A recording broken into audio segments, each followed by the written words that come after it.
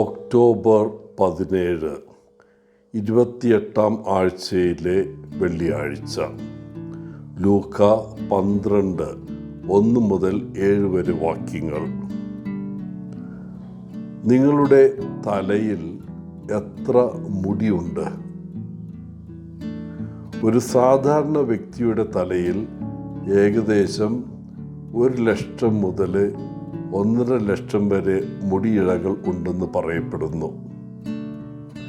ഇന്നത്തെ സുവിശേഷ വായനയിൽ നമ്മുടെ തലയിലെ മുടിയുടെ കൃത്യമായ എണ്ണം തൻ്റെ പിതാവിന് അറിയാമെന്ന് യേശു നമുക്ക് ഉറപ്പ് നൽകുന്നു. യേശുവിൻ്റെ ആ ഉറപ്പിൻ്റെ ഉദ്ദേശ്യം നാം ദൈവമായ പിതാവിൻ്റെ ദൃഷ്ടിയിൽ വിലപ്പെട്ടവരാണ് എന്നതാണ്. നമ്മുടെ ഏറ്റവും വന്യമായ സങ്കല്പത്തിനപ്പുറം നമ്മെ വിലമതിക്കുന്ന ഒരു പിതാവ് നമുക്കുണ്ട്. ഇന്ന് യേശു തൻ്റെ ശിഷ്യന്മാർക്ക് മുന്നറിയിപ്പ് നൽകുന്നു.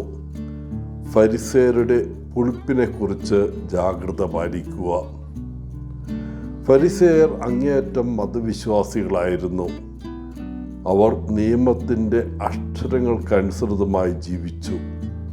എന്നാൽ നിയമത്തിൻ്റെ ആത്മാവും സ്നേഹത്തിൻ്റെ നിയമവും എല്ലായ്പ്പോഴും അവരുടെ വിശ്വാസ വ്യവസ്ഥയുടെ ഭാഗമായിരുന്നില്ല. തന്നെ നശിപ്പിക്കാൻ അവർ ഗൂഢാലോചന നടത്തുകയാണെന്ന് മനസ്സിലാക്കിയപ്പോൾ യേശു ഇത് കൂടുതൽ മനസ്സിലായി. അങ്ങനെ ഫരിസേയരെ കുറിച്ച് കൂടുതൽ ജാഗ്രത പുലർത്തി.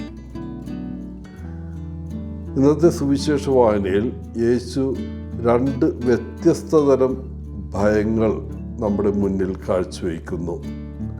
ഒന്ന് തെറ്റായ ഭയവും മറ്റൊന്ന് ന്യായമായ ഭയവുമാണ്.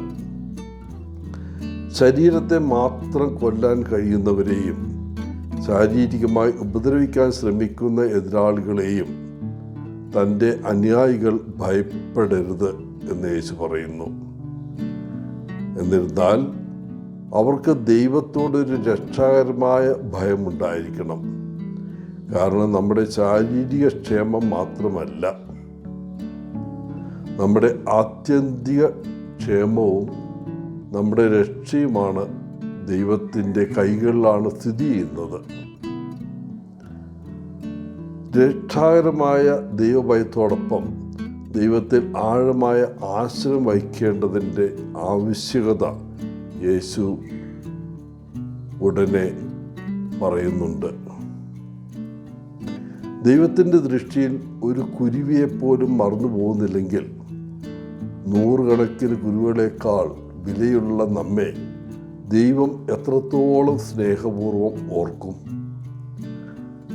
ദൈവം തൻ്റെ മനുഷ്യേതര സൃഷ്ടിയുടെ, അതായത് എല്ലാറ്റിലും ചെറിയ പക്ഷിയായ കുരുവിയുടെ വിശുദ്ധാംശങ്ങൾ ശ്രദ്ധിക്കുന്നത് പോലെ നമ്മുടെ ജീവിതത്തിൻ്റെ വിശുദ്ധാംശങ്ങൾ ശ്രദ്ധിക്കുന്നതാണ്.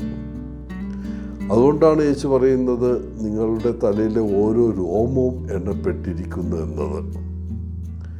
ദൈവം നമുക്ക് വേണ്ടിയുള്ള സ്നേഹനിർഭരമായ കരുതലിൽ വിശ്വസിക്കാൻ നമ്മെ ക്ഷണിക്കുന്നു. സമൂഹത്തിലും സഭയിലും എല്ലാത്തരം തലങ്ങളിലും ഇന്ന് വിശ്വാസ തകർച്ച ഉണ്ടായിട്ടുണ്ട്. വിശ്വാസ വഞ്ചന നമ്മളെയെല്ലാം വിശ്വാസ അയോഗ്യരാക്കിയിരിക്കുന്നു.